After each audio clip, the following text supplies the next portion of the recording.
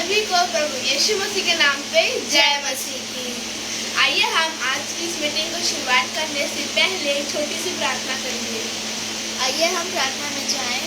हे हमारा अनुग्रहकारी परमेश्वर पिता, हम यीशु मसीह के नाम से आपके पास आते हैं। हम आपको धन्यवाद देते हैं कि आपने हमें इस समय आगरा मसीह मंदिर में उपस्थित किया कि हम आपके नाम में आए, आपकी आराधना और स्तुति करने वाले बन सके। भाई बहन जितने भी हमारे साथ ऑनलाइन के द्वारा जुड़े होते हैं, उनके घर घराने आप उनको संभालना परमेश्वर पिता हम धन्यवाद देते हैं। हम धन्यवाद देते हैं आपके अंकल अनूप डेविड अंकल का कि उन्होंने हमें एक बार फिर से मौका दिया कि हम उनके पेज में आके आपकी स्तुति करने वाले बन सके। हम आपको धन्यवाद देते हैं। आपने हमें समय संभाल के रखा, हम इस बात के लिए भी धन्यवाद देते हैं। परमेश्वर पिता आज की आराधना हम आपके नाम से शुरू करते हैं। परमेश्वर पिता हम धन्यवाद देते हैं। और परमेश्वर पिता जब हम इस आराधना को खत्म करते तो आपके नाम से भी खत्म करें। हम परमेश्वर पिता हर एक बातों में आपको धन्यवाद दें। सारा आदर भी मैं आपको देती स्तुति को उद्धार करता यीशु मसीह के नाम से मांगते हैं, आमीन आमीन। आइए हम प्रभु की इस महिमा में इस गीत को गाएंगे और इस गीत का बोल है, आवाज उठाएंगे हम सांझ बजाएंगे, है यीशु महान अपना, हम ये गीत गाएंगे। आइए हम इस गीत को गाएंगे। आवाज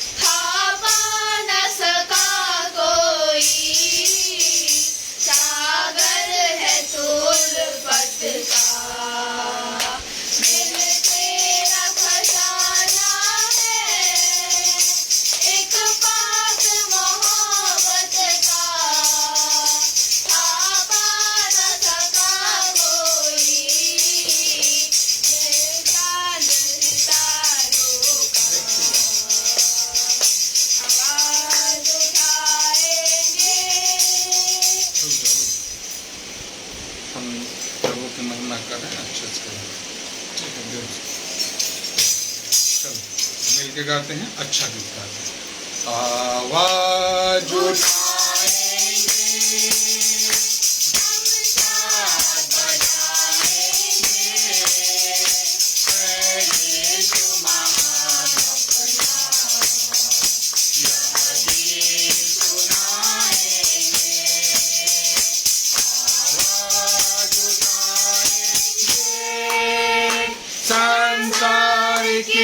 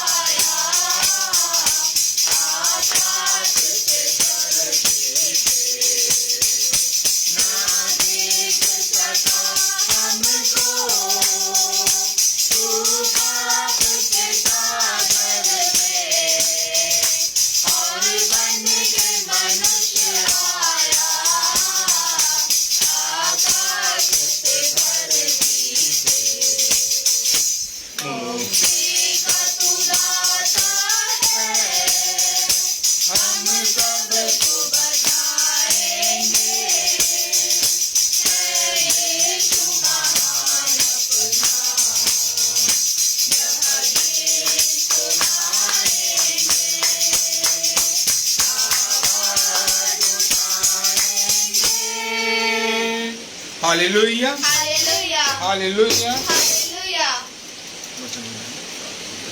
आइए हम वचन में जाएंगे और इससे पहले प्रार्थना करें और प्रार्थना में भाई बहन प्रकट करेंगे।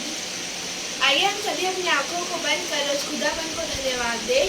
हे हमारे परमेश्वर पिता, हम प्रभु यीशु मसीह के नाम से आपके पास आते हैं और इस समय के लिए हम आपसे प्रार्थना करते हैं जो आपने हमें दिया है कि हम आपके वचनों को, आपके गीतों को और आपकी संगति को सभी के साथ बांट सके। परमेश्वर पिता, इस समय के लिए हम आपसे प्रार्थना करते हैं जब हम आपके वचन की ओर बढ़ते हैं, आपके पवित्र कलाम की ओर बढ़ते हैं, उसमें से हम जो भी सीखते हैं, समझते हैं, वो हमारे हृदय में बसने वाले हो सके और हम उसमें से 10 गुना फल लाने वाले बन सके और हम उन वचनों को कभी अपने लाइफ टाइम ना भूलने वाले हो सके। आप ऐसी योजना करना।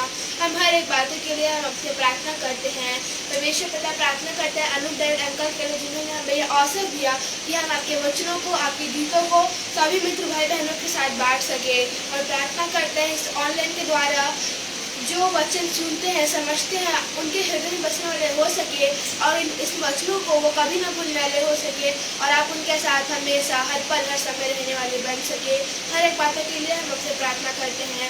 इस मित्र को उद्धार करता प्रभु यीशु मसीह के नाम से मांगते हैं, आमीन।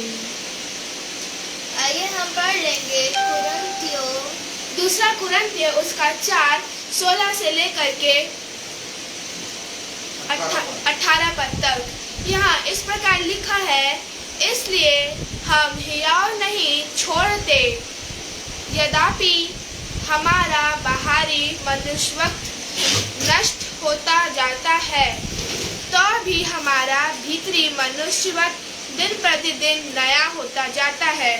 क्योंकि हमारा पल भर का हल्का सा क्लेश हमारे लिए बहुत ही महत्वपूर्ण है। इतना अनंत हम महिमा उत्पन्न करता जाता है और हम तो देखी हुई वस्तुओं को नहीं परंतु अनदेखी वस्तुओं को देखते रहते हैं, क्योंकि देखी हुई वस्तुएं थोड़े ही दिन की है परंतु अनदेखी वस्तुएं सदा बनी रहती है। प्रभु अपने वचन के पढ़े और सुने जाने में आशीष दे। आइए हम आगे का समय पास्टर विनय फिट को देंगे। परमेश्वर पिता को हम धन्यवाद करते हैं कि उसने हम सबको अपनी संगति में रखा कि हम परमेश्वर के पवित्र वचन को हम देख सकें, सुन सकें और उस पर अमल कर सकें। जैसा कि प्रियो परमेश्वर के पवित्र वचन को हम लोगों ने पढ़ा, सुना, जाना और देखते भी हैं।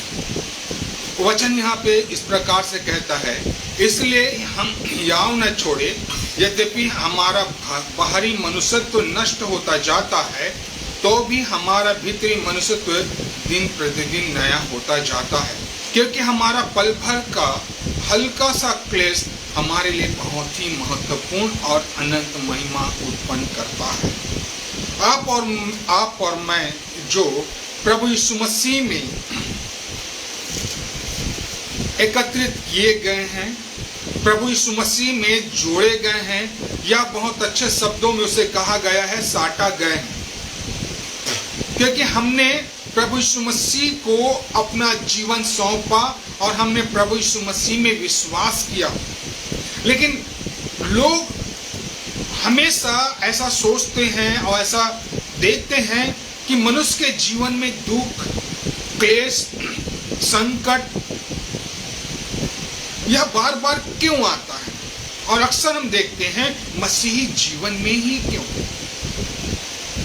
हम अपने आसपास अपने पड़ोसियों को देखते हैं, वे बहुत आनंद और मगन रहते हैं और हम भी रहते हैं, लेकिन प्राय करके हमारे जीवन में हम देखते हैं दुख और कष्ट बना होता है। लेकिन प्रियो, यही जो दुख है, यही जो कष्ट है, हमें क्या करता है? प्रभु यीशु मसीह की ओर ले चलता है। कहीं ऐसा तो नहीं कि हम दुख को देख करके भयभीत हो जाए, कहीं ऐसा तो नहीं कि हम सुख में पड़े हो करके सुख मार हो जाए, इसलिए प्रियो, हल्का सा वचन कहता, हल्का सा क्लेश हमारे लिए बहुत ही महत्वपूर्ण है और अनंत महिमा उत्पन्न करते जाता है। कितने अंदर की बात वचन बता रहा है कि वह अनंत महिमा उत्पन्न करता जाता है। ये जो हल्का सा क्लेश हम देखते हैं कि हम ही मसीहियों में ही क्यों। मेरे प्रियो, यदि हम वचन को देखें तो अय्यूब आपके और मेरे जीवन के लिए तो बहुत ही कष्टदायक, बहुत ही दुखमय जीवन था। शुरू का हम 1-2 अध्याय पढ़ते हैं तो उसका ऐश्वर्य, उसका वैभव और उसकी कीर्ति चारों तरफ, और जब शैतान उसके शरीर पे हाथ डालता है तो वह रोगी पुरुष हो जाता है। लेकिन हम वही अय्यूब की पुस्तक उसका आखिरी अध्याय को पढ़ते हैं तो परमेश्वर उसे क्या करता है? 2 गुना आशीषों से मामूर कर देता है। मेरे प्रियो, हमें हल्का सा क्लेश क्या कर रहा है? अनंत महिमा उत्पन्न करता है। इसलिए हम यह ना सोचें कि जो कष्ट हमारे ऊपर आ रहा है वो हमारे ही जीवन में क्यों। आइए छोटी छोटी 4-5 बातों को देखेंगे कि मनुष्य पर ही दुख क्यों होता है, मनुष्य के जीवन में ही दुख क्यों होता है। पहली बात देखेंगे, यह जीवन का एक धन्य अनुभव है। यह हल्का सा दुख, हल्का सा क्लेश मनुष्य के जीवन में एक धन्य अनुभव है। अभी हमने वचन को पढ़ा, लिखा है पल भर का हल्का सा क्लेश हमारे लिए बहुत ही महत्वपूर्ण है और अनंत महिमा उत्पन्न करता है। क्या लिखा है? और अनंत महिमा उत्पन्न करता है। यह जो हल्का सा क्लेश है वो हमें एक धन्य अनुभव को प्राप्त कराता है, ताकि हम निरंतर अपने प्रभु के करीब और बढ़ते जाएं और प्रभु से लिपटे रहें, प्रभु के संगति में बने रहें। वो जीवन ही क्या जिसके जीवन में सुख ही सुख, वो धन्य वो जीवन जिसके जीवन में सुख और दुख दोनों है। हम संसार के नियम जानते हैं। आज आपके और मेरे पास में एक सिक्का है, 1 का सिक्का होगा, 5 का सिक्का है, उसमें देखिएगा दोनों तरफ हेड क्यों नहीं होता? एक तरफ हेड है, एक तरफ टेल है, दोनों की वैल्यू है। इसी प्रकार से मनुष्य का जीवन भी है जो उसे धन्य अनुभव दिलाता है। हम अय्यूब की पुस्तक उसका 5वां अध्याय निकालेंगे।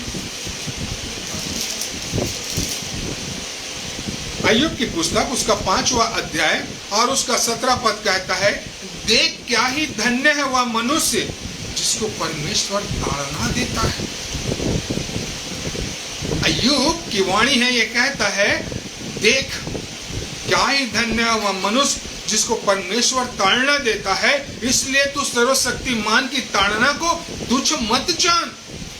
इसलिए तू शक्तिमान की ताड़ना को तुच्छ मत जान। हो सकता है हमारे लिए जीवन में हल्का सा क्लेश आपके और मेरे जीवन को एक धन्य अनुभव प्रदान करेगा। मेरे प्रियो, ये घटना है, वास्तविक घटना और सच्चाई है।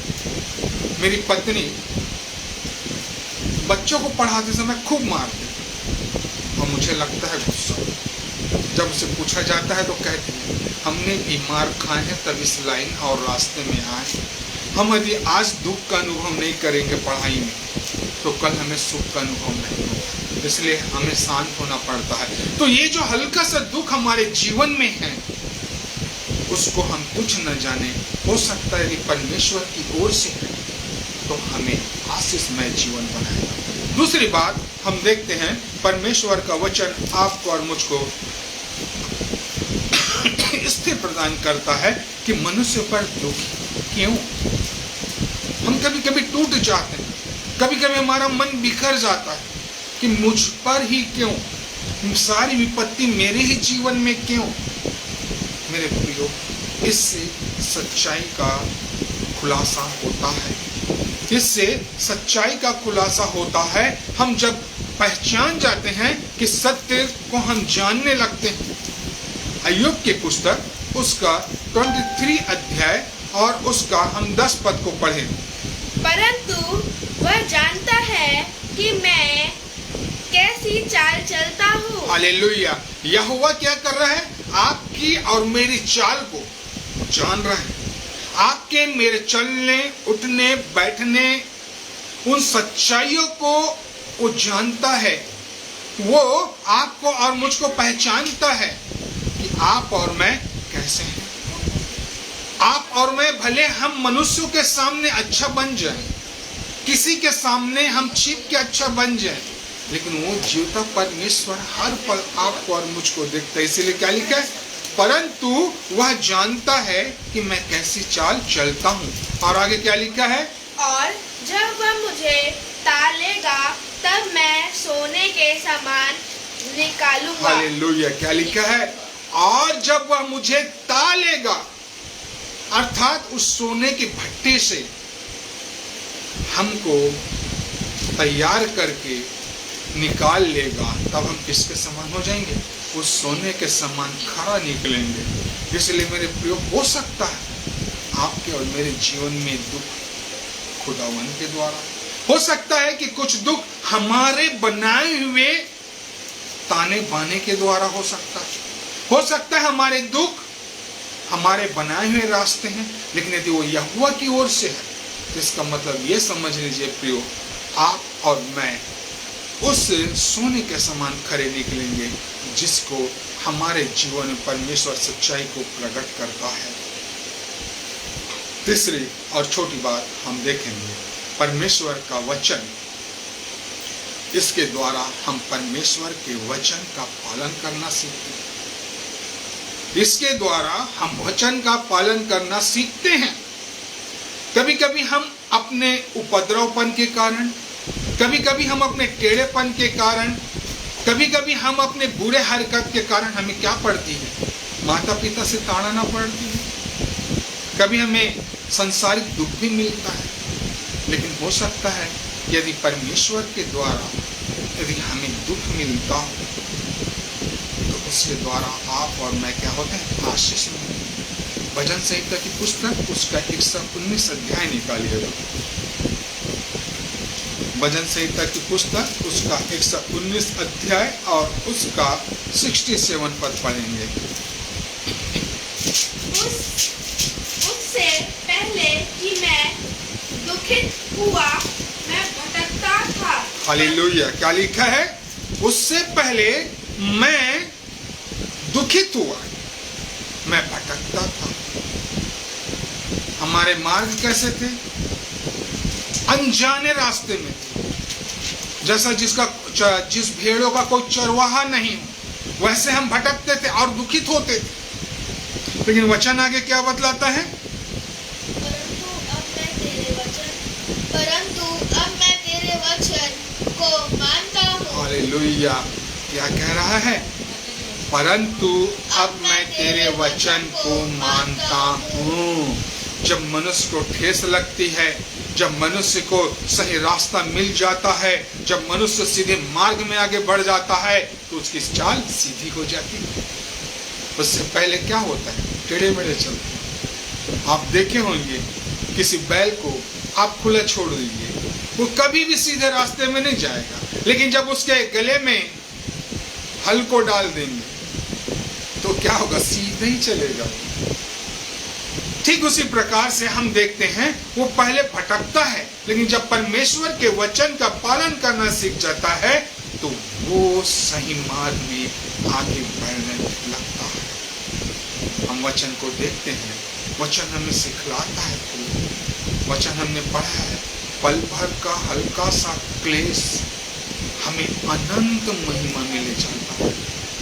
तो कभी कभी हम अपने आप को प्रभु के हाथ में सौंपे। आप शायद जानते होंगे, राजा दाऊद जब अपने पाप से अवगत हुआ तब उसने संसार की ओर नहीं देखा, उसने अपने आप को जीते परमेश्वर के हाथ में डाल दिया।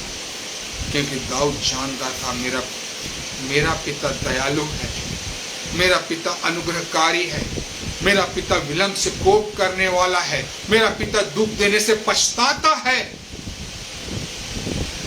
ये जो परमेश्वर के समीपता में जीवन को जीते हैं, जो परमेश्वर के करीब रह के अपने जीवन को जीते हैं, वे सत्य को जानते हैं। इसलिए हल्का सा क्लेश, पल भर का क्लेश के लिए आप कभी भी खेदित ना होए, कभी भी अपने मन को तोड़े ना, परंतु आप अपने आप को प्रभु के कदमों में लाके उंडेल दीजिए। राजा दाऊद का अच्छा लगा, राजा दाऊद अपने पुत्र के लिए विलाप करते रहा, कदाचित मेरा प्रभु माफ करे।